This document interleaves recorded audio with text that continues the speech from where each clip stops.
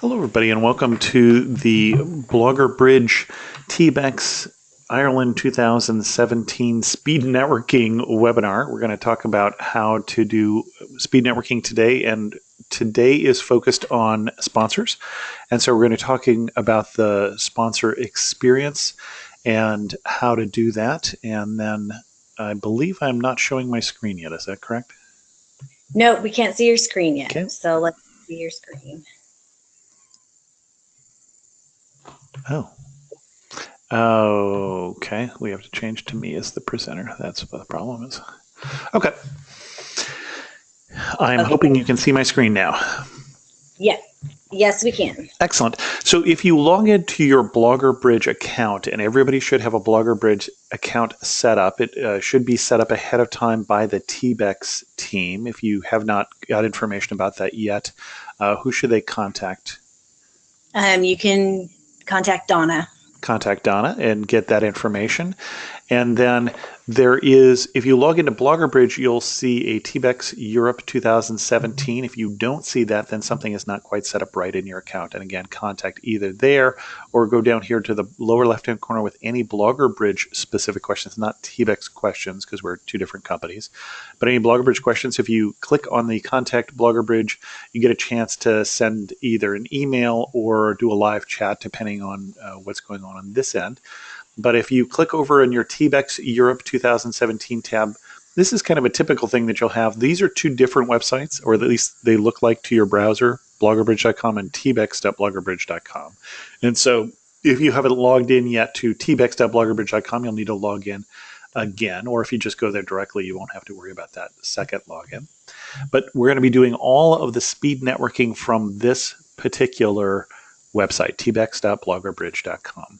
When I get in, I should see my speed networking schedule right here.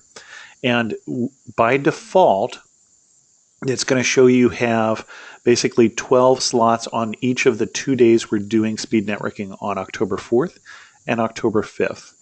Now, if there are two of you coming, for instance, let's say that there are two of you coming on the 4th but not on the 5th, I can add an additional chair so that I can take another set of appointments on that first day. If that person cancels, I can remove the chair as long as I have, as long as I don't have two different people at the same time. If I have two different people at the same time, I need to cancel enough appointments so that I don't have anything. So if I needed to remove that chair, so I could remove it now, no problem. But if I had somebody scheduled here and here, I'd have to cancel one of those before I could remove that chair if that other person who's coming canceled. You can theoretically meet with two people at once, even if there's only one of you at the table. We just don't recommend it. It's not the best experience. Again, each of the speed networking slots, if you haven't done this before, is roughly 10 minutes long. That's really 8 minutes long and 2 minutes to get to the next session. And so this is going to be an opportunity to introduce yourself and what you're doing, and to be introduced by the blogger to what they're doing, and to start a conversation, to figure out who you might be interested in continuing a conversation with. You're not going to be closing deals necessarily at this time, but it really will help you find out who you want to work with in more detail. And there'll be times outside of speed networking to meet with other people as well, but these are people that you can guarantee that you'll have a chance to meet with. If you are not a normal BloggerBridge paid customer, then you'll have some other tabs up here that are grayed out, and just don't worry about those. Those are not relevant. This search is not the search that you need for the speed networking. That's the search that pertains to paid BloggerBridge members, and it would search the entire BloggerBridge membership, 5,000 bloggers or so. We're going to be going over here to these tabs. Travel bloggers, invitations received, invitations extended. These other things would let me, as a paid member, put in a location search, let me know when people come to a specific city, or advertise an opportunity to bloggers to keep bloggers on a list, to keep my notes and things like that. Those are not relevant to speed networking. Just this first tab over here, TBEX Europe 2017, which gives me then my schedule, or I can go in here and I can search for bloggers. So let's do that right away. I'm going to do one search, and then we're going to look at, for instance, what kind of information I can learn about bloggers. So let's just start with, if I just do a search with no parameters, I'm going to find every single blogger who is coming to TBEX, who is registered. And so I can then sort this. Right now it's sorted by last name, which is not that interesting. I can sort this by first name, which is no more interesting, city, state, country. Domain authority is one of the more useful ones. Every website in the internet has a domain authority from 1 to 100. This replaces the old Google page authority, and it is from Moz.com, and it gives an indication of how well established that site is in terms of SEO capability. And so because of that, it's not a bad thing to search on, because you're going to see some of the more established bloggers who have a lot more links to their website because of the content they're creating. So if I do that, I'm going to see some people up here with some pretty good domain authorities, some people who are writing for official websites, and that's why, and other people, for instance, who are writing, I just actually talked to Kirsten. She's got a really good domain authority because she's writing for Travelocity, I think. But then in here, Run with Miles, Angela's Travels, all these things, you can see different websites there. So let's look at Sonia and see what you can find out in a particular profile for a blogger. So most bloggers will have filled out, bloggers should have filled out their bio. Some will have not. That is not something we can fill out for them. And so it gives some indication of what makes Sonia different from everybody else. So she's going to talk about, she does some work for USA Today. She's going to talk about some other things that she's done. So every blogger should have a bio.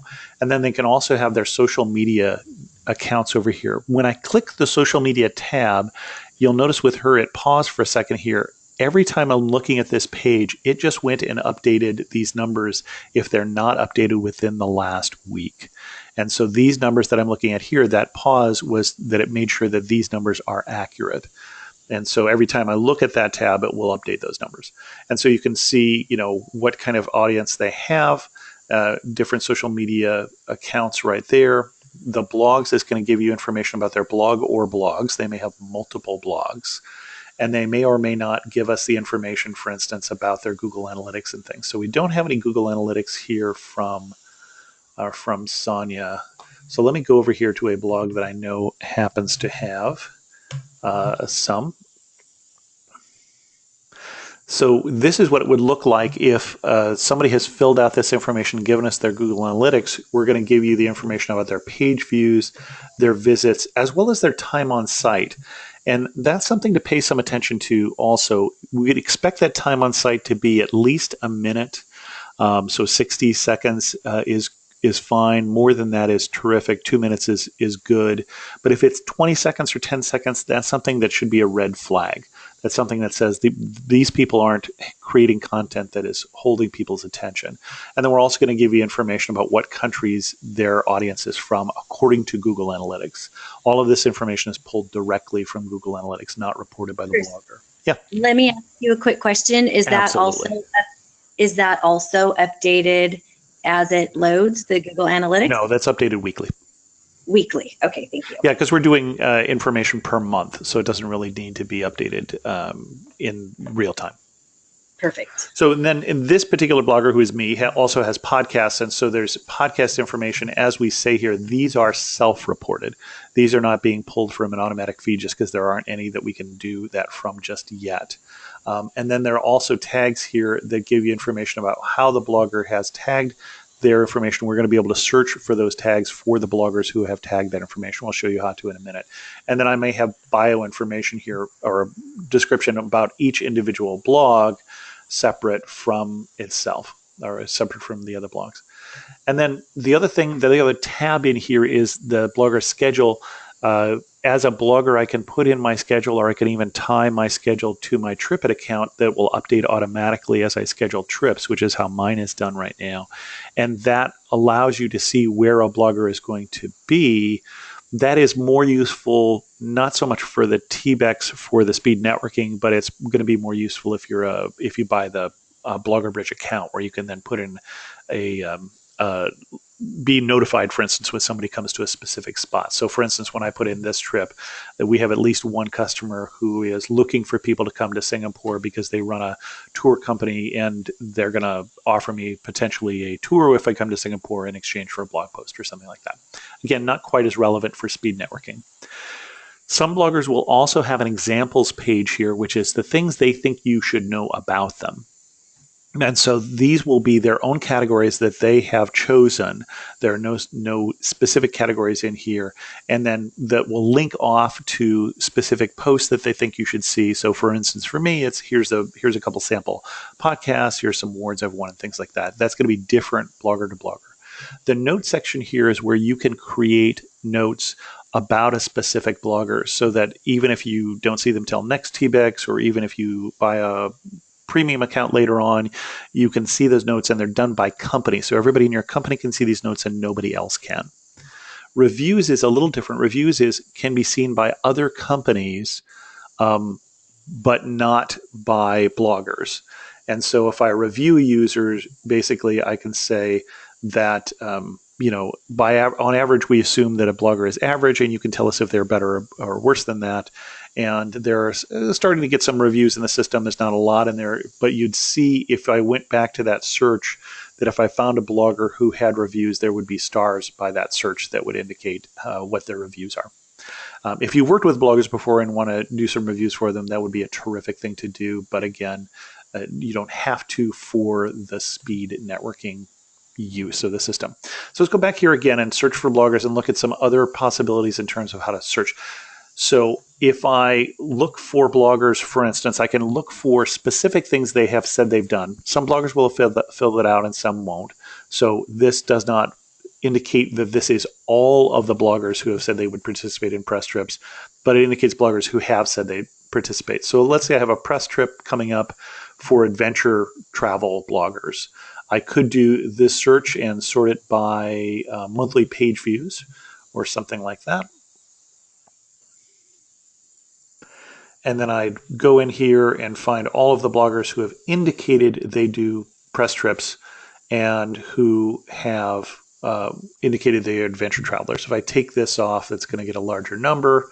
Obviously, I might be interested in people who do that. Or I might go in here and say, I'm also looking for when in their blog description they specifically mention they do kayaking. Let's see if I find anybody here who's an adventure traveler blogger who does kayaking. I found one. So if I have a kayak tour company, I definitely would want to talk to Scott and Janie, or at least take a look at them.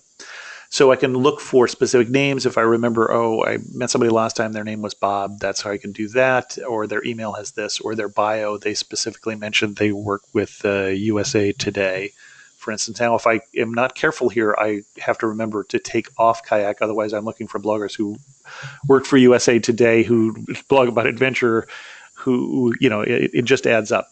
If you ever want to reset the search, just click back here on travel bloggers. It'll start to search over again. So all of these bloggers have mentioned in their bio USA Today.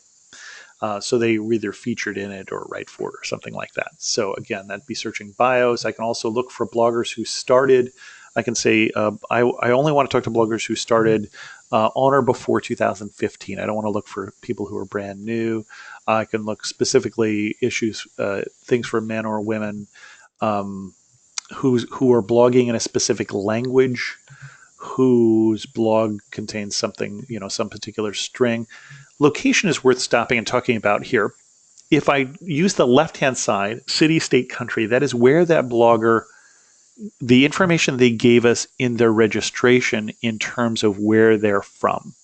Now, these are travel bloggers, and so they're not necessarily living there, so that's not quite as interesting. It's on the right-hand side, which says they are near a specific city. Now, this is a little more useful in the larger search set than it will be in terms of for speed networking, but you can do a search here. For instance, let me show you an example that says New York City. If I search for New York City, it's going to do a search for not just the words New York City, but the location New York City and within 50 kilometers of New York City, or 30 miles. And so it found Garrett. Well, Garrett's not in New York City, but he's got a trip scheduled to New York City. And so that is one of the reasons why this is a little more interesting in terms of the search. And I'm still limiting this to adventure travelers. So if I go back over here and say take that off again, then I can find potentially even more bloggers who are in or around, including places that you may not know are close to New York City, like Elmwood Park, New Jersey. So if you're looking for people in a particular region, that sort of location search is quite useful. I'm going to reset my search here again just by clicking there and getting a blank search. Traffic is a way to say, for instance, I'm only interested in bloggers who have at least a, say, 10 domain authority, and that means they're starting to get established. They're not necessarily the biggest bloggers in the system, but they're at least have a blog that people are linking to. So that would filter out, for instance, brand new bloggers or a certain number of page views. Now, not all bloggers have reported their Google Analytics, and so you would filter out bloggers who didn't have their Google Analytics in the system. But I could use that for a number of page views, podcast downloads. Alexa Rank, not quite as useful. Every site in the system also. I don't know that. Alexa's chiming in, huh? Alexa's chiming in, yes. I hadn't thought about You're the at fact. the end of your flash briefing. Well, that's a word I'm not going to say again. That particular rank here is a estimate of traffic, not based on actual information, but based on sampling. And so the lower the number, the better the site. So number one would mean that this particular company, whose name I won't say because that's going to trigger my assistant again, thinks that this is the number one site in the internet. 100,000 would say it thinks it's the 100,000th largest site. It's not that accurate. I think the only accuracy, I would say, count the number of digits. Something with 4 digits is generally have more traffic than something with 5 digits. It's not more accurate than that. Social media, if I'm doing a specific thing with Instagram followers, I can do a minimum Instagram followers or Cloud Score, total social media followers across all things. So that's the general things I can do in search. We looked at what we can sort that by, so I can sort it by Cloud Score, years started blogging, all of those sort of things at the same time. And that's the way search works. So if I do a search here, let's go back to that adventure travel thing that I was doing earlier. I think before I had it more limited. So if I just search for blogs who say adventure, I should find a larger set this time. Yeah, I've got 10 pages worth of bloggers. So let's sort this by domain authority, for instance.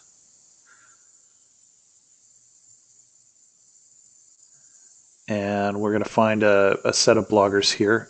This guy is really good looking. So let's go look at him, and we're going to invite him to go meet with us because I know that he will probably say yes. And so if I click the invite button, oops, I think I clicked the wrong thing. I have a set of blue buttons here, and I fooled myself here. Just let me mention what they are. So I have 2 buttons here that you will have, invite and message.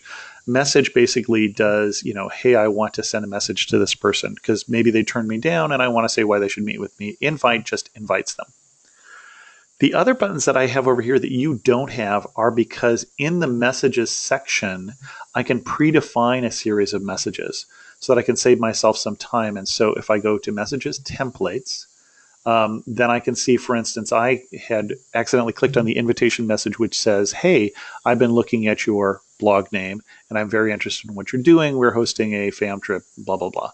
And so if I'm doing a series of messages where I want to send, maybe a no thanks message and I keep sending at the same time, I can create a template and save myself some work.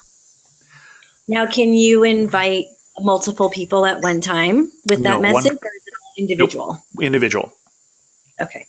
So now if I go back to my list here, you'll see that I now have an invitation that I have extended, that invitation to Chris, and then I have 2 invitations that I have received.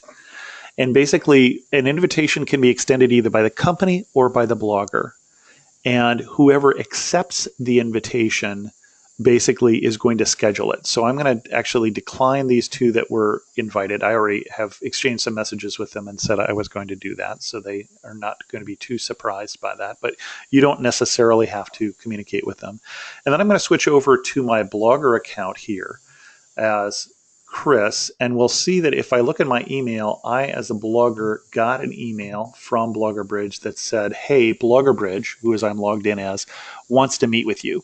And I can go in here and I can click over to BloggerBridge and say, let me see more information about this company. And that's useful for you to know. This is what bloggers are going to do.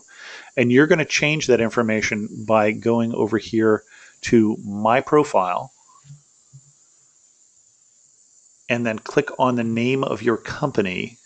And then if you edit the company, you're going to be able to change this description. So you're going to want to make sure that that description and that logo are in place and have a description of what you are and potentially what you're looking for in bloggers, why you're working with TBEX or why you're working with BloggerBridge in general after TBEX.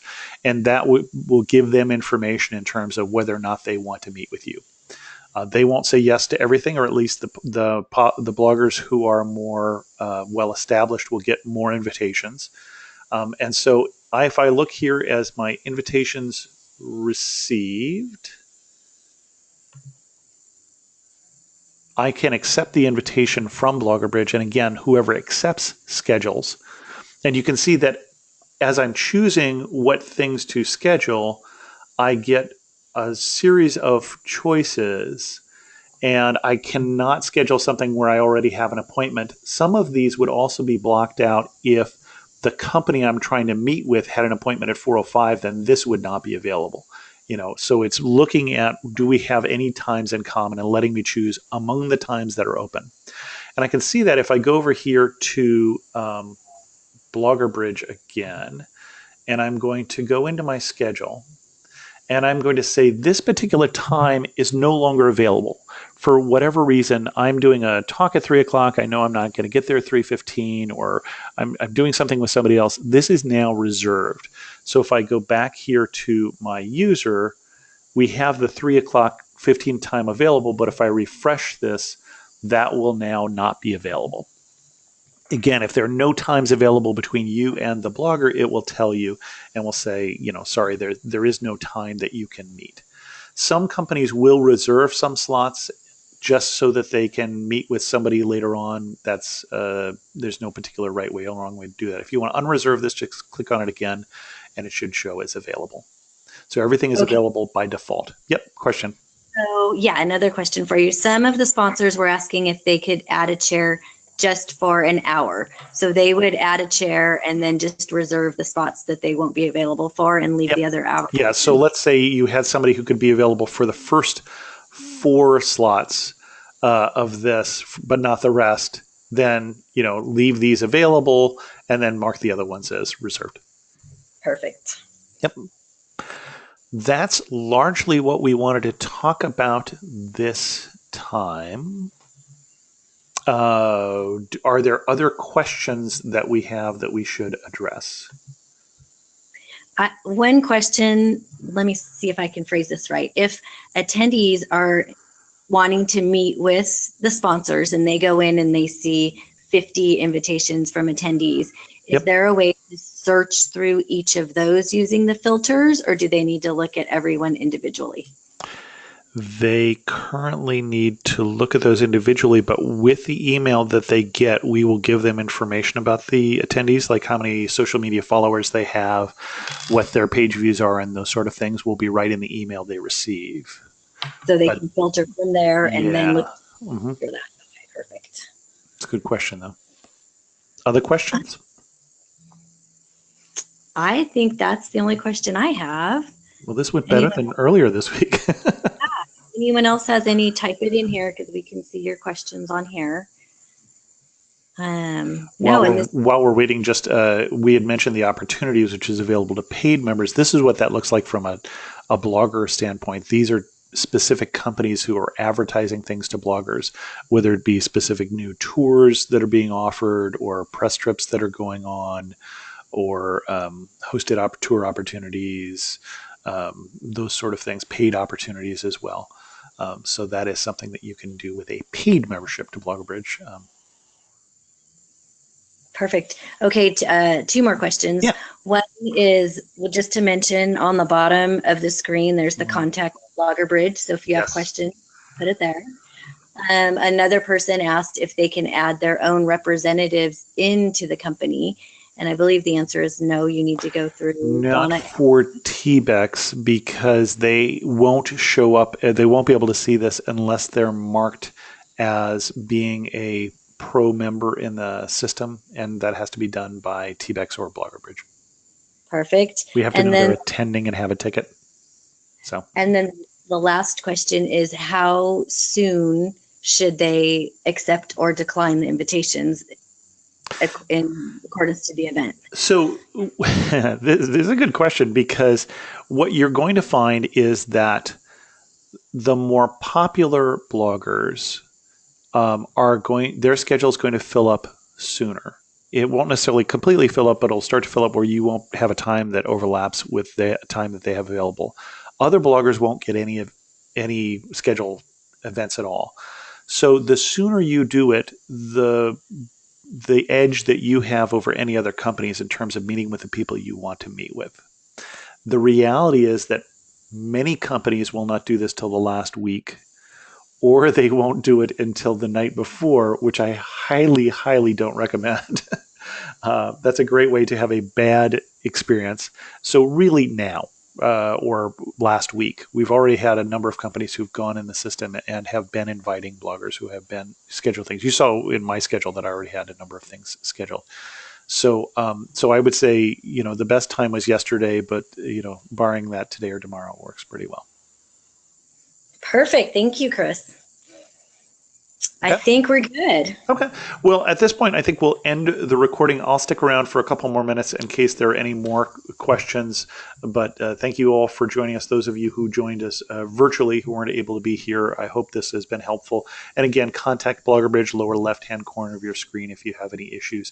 If there are issues about registration, I'll have to coordinate that with TBEX, because that is a TBEX question. But if there are technical issues, that's a place to get a hold of me. And that actually helps because it tells me what page you were on when you sent that question, which sometimes that will help answer the question. So if you use that button, that will be helpful. Thanks very much for coming.